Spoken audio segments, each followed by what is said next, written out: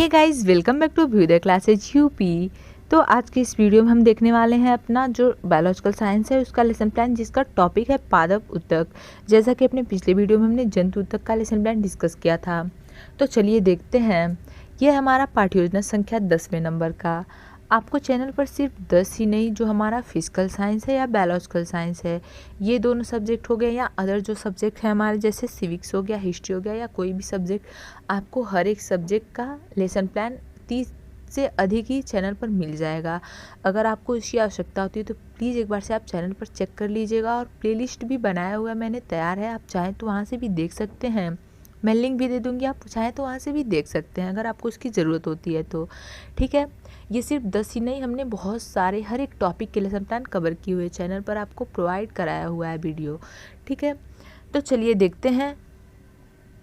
छात्र अध्यापिका का नाम, प्रशिक्षण केंद्र, ये सारी चीज़ें हम डेली समझते हुए आ रहे हैं, करते हुए आ रहे हैं, तो हमें पता है क्या करना है। तो सीधा आते हैं हम अपने प्रकरण पर। आज का हमारा प्रकरण क्या है? पादप उत्तक, हमें पता है। ठीक, पहले हमने क्या समझा था? जंतु उत्तक। ठीक, और इसके बाद जो हम देखने वाले हैं हमारा टॉपिक है रुधिर रहेगा। रुधिर टॉपिक का लेसन प्लान हम देखेंगे, तो उसके लिए चैनल से जुड़े रहें। आते हैं सामान्य उद्देश्य पर, जिसमें हम कुल 7-8 पॉइंट्स लिखते हैं। जैसा कि हमें पता है 7-8 पॉइंट्स लिखेंगे, या तो पूर्वत लिखते हुए आगे बढ़ेंगे। हर कॉलेज का अलग अलग फॉर्मेट होता है, तो जैसा आपके कॉलेज का फॉर्मेट होगा उस हिसाब से थोड़े बहुत जो चेंजेस होंगे मैं साथ में बताते चलूँगी, आप कर लीजिएगा। ठीक, इसके बाद अनुदेशनात्मक उद्देश्य या विशिष्ट उद्देश्य लिखते हैं हम। पहले आप ये सामान्य उद्देश्य अगर आपको लिखना हो तो एक बार स्क्रीनशॉट लेंगे, फिर हम आगे बढ़ेंगे अपने विशिष्ट उद्देश्य पे।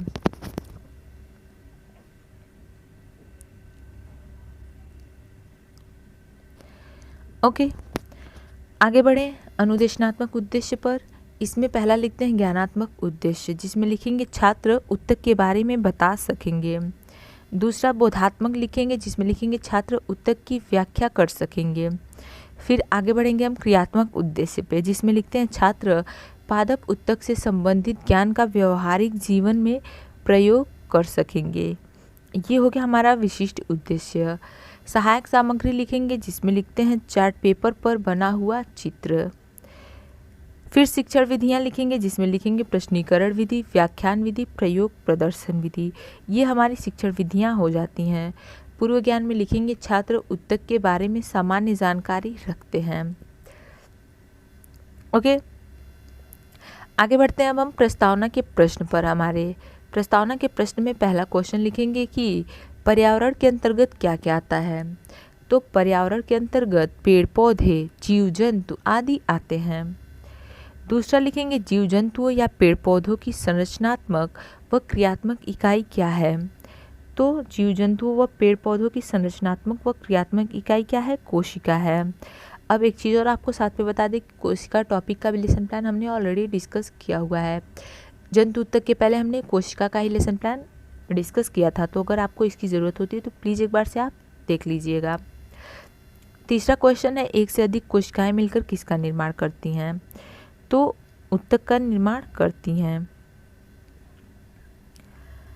ओके, आगे लिखते हैं चौथा क्वेश्चन हमारा, पादप उत्तक के बारे में आप क्या जानते हैं। ये जो है ये हमारा हो जाएगा समस्यात्मक प्रश्न।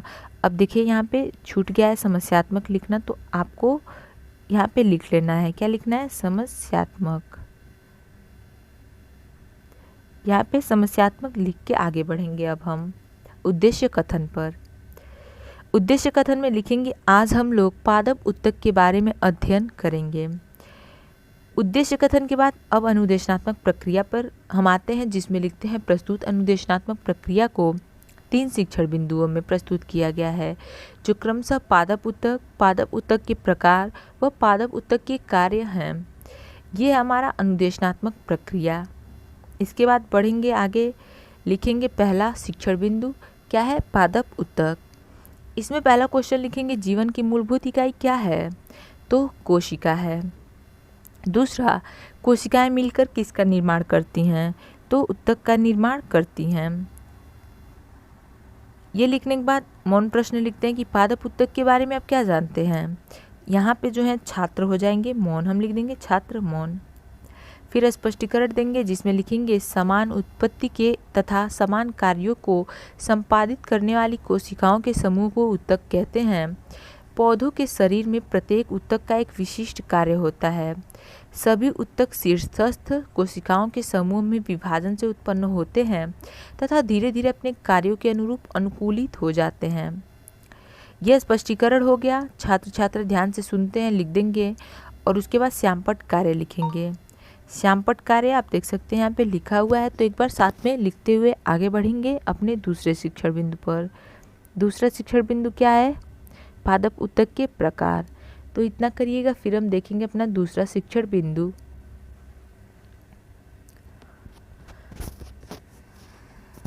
ओके, हो गया। अब हम लिखते हैं अपना दूसरा शिक्षण बिंदु। इसमें पहला क्वेश्चन लिखेंगे कोशिकाओं के का समूह क्या कहलाता है? तो कोशिकाओं का समूह ऊतक कहलाता है। दूसरा, पौधों में एक से अधिक कोशिकाओं का समूह क्या कहलाता है? तो पौधों में एक से अधिक कोशिकाओं का समूह क्या कहलाता है? पादप ऊतक कहलाता है। उसके बाद मौन प्रश्न लिखेंगे कि पादप ऊतक कितने प्रकार के होते हैं? तो पादप ऊतक यहाँ पे जो आप क्वेश्चन कर रहे हैं छात्र हो जाएंगे मौन। ठीक, फिर हम क्या करेंगे? स्पष्टीकरण देंगे। स्पष्टीकरण की ओर बढ़ेंगे जिसमें लिखेंगे पादप ऊतक को उनके विभाजन की क्षमता के आधार पर दो भागों में बांटा गया है। कौन कौन से दो भाग? पहला है अस्थायी ऊतक और दूसरा है जटिल ऊतक। अस्थायी ऊतक में लिखेंगे ये पादप शरीर में विकसित होकर तथा विभाजन क्षमता खोकर विशिष्ट कार्य करती है। इनके समूह को अस्थायी ऊतक कहते हैं। जड़, तना, पत्ती ब्रैकेट में लिख लेंगे। दूसरा है जटिल ऊतक। इसमें लिखेंगे एक ही प्रकार के विशेष कार्य करने वाले कोशिकाओं का समूह जटिल ऊतक कहलाता है।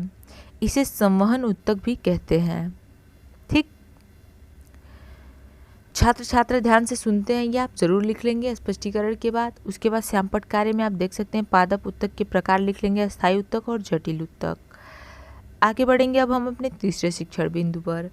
तीसरे शिक्षण बिंदु पर आने से पहले अगर अभी तक आपने चैनल को सब्सक्राइब नहीं किया है तो प्लीज़ एक बार से अभ्युदय क्लासेज यूपी को सब्सक्राइब, और वीडियो आपको हेल्पफुल लग रही हो, आपको पसंद आई हो तो प्लीज़ लाइक और शेयर भी ज़रूर कर दीजिएगा। ओके, चलिए देखते हैं हम अपना तीसरे शिक्षण बिंदु का पहला क्वेश्चन। पौधों में वृद्धि कब तक होती है? तो पौधों में वृद्धि जीवन भर होती है। दूसरा क्वेश्चन लिखेंगे पादप ऊतक कितने प्रकार के होते हैं? तो पादप ऊतक दो प्रकार के होते हैं। इसके बाद तीसरा लिखेंगे पादप ऊतक के कार्य क्या हैं? यहाँ पे जो है छात्र हो जाएंगे मौन। हम छात्र मौन लिख के स्पष्टीकरण की ओर बढ़ेंगे। स्पष्टीकरण में लिखेंगे पादप ऊतक में जल एवं खनिज लवण को पहुँचाने के लिए विशेष प्रकार कार्य जाइलम के द्वारा करते हैं। इसी प्रकार पत्तियों में निर्मित भोज्य पदार्थ को पौधों के विभिन्न भागों तक पहुंचाने का कार्य फ्लोएम ऊतक करता है। यह स्पष्टीकरण हो जाएगा। छात्र छात्रा ध्यान से सुनते हैं या आप लिख देंगे।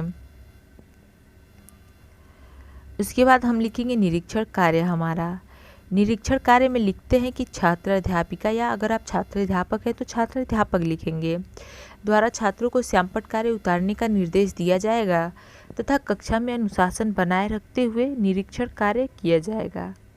ये निरीक्षण कार्य हो गया हमारा। उसके बाद पुनरावृत्ति के प्रश्न लिखेंगे जिसमें पहला क्वेश्चन लिखेंगे कि पादप ऊतक के बारे में बताइए। दूसरा, पादप ऊतक कितने प्रकार के होते हैं? तीसरा, संवहन ऊतक किसे कहते हैं? और चौथा, पौधे में पादप ऊतक के कार्यों को बताइए। ये हो जाएगा हमारा पुनरावृत्ति के प्रश्न। ठीक, अब इसके बाद लिखते हैं गृह कार्य हम। उसके बाद पाठ्य योजना हमारा समाप्त हो जाता है। इसमें लिखेंगे सभी छात्र घर से पादप ऊतक के बारे में लिखकर लाएंगे, और इसी के साथ यहीं पर होता है हमारा पाठ्य योजना समाप्त। सो गाइज, आज के वीडियो में बस इतना ही। मिलते हैं अगले वीडियो में, तब तक के लिए चैनल से जुड़े रहें। जाते वक्त अभ्युदय क्लासेज यूपी को सब्सक्राइब, और वीडियो पसंद आई हो, आपको हेल्पफुल लगी तो प्लीज़ लाइक और शेयर भी ज़रूर करते जाइएगा। Okay, thank you.